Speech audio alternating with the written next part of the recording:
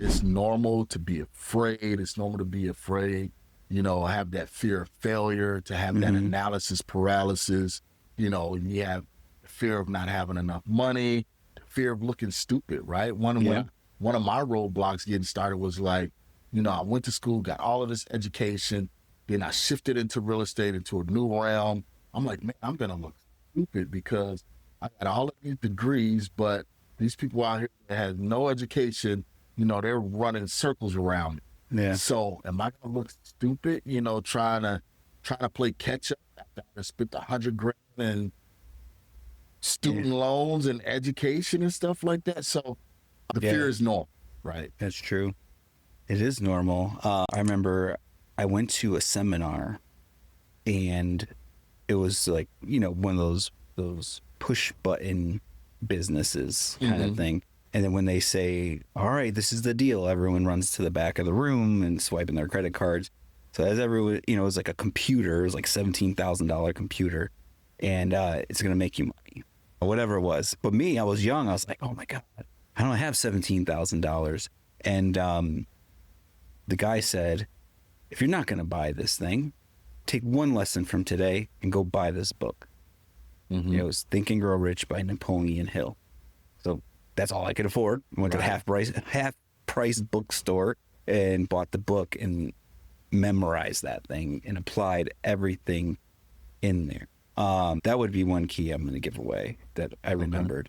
But the other thing for you listening, since we're in the beginning, is I know how I was. I didn't want to talk about mindset. I wanted the information. Show me how to make money now because I'm broke and I want to change my life. So tell me the exact steps I need to do, not all the mindset stuff. Going back, looking back 15 years in the business or even more as an entrepreneur, it's the number one thing you need to do. So if you feel impatient right now, just keep that in. This is the piece is most important, that you're always going to be learning. You're always going to be growing that mindset.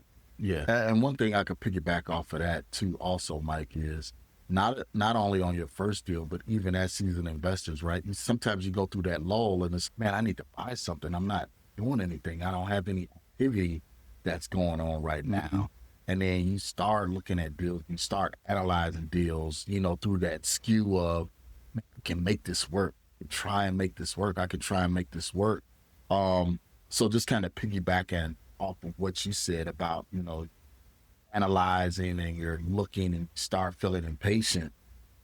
All of us kind of go through that throughout our career. So if you are stumbling, or the successful people I've noticed is it's the ones that can so when you're in that lull, like you mentioned, are the ones that can identify that they're in it and get back on track as fast as possible. If you're 6 months, 9 months, 1 year or more saying, oh man, I got to get back to it next weekend. I'm going to make that call. I'm going to go read that book.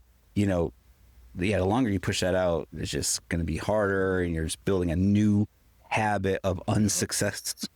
Unfortunately. So get back into it. Don't lie to yourself. Get right back in.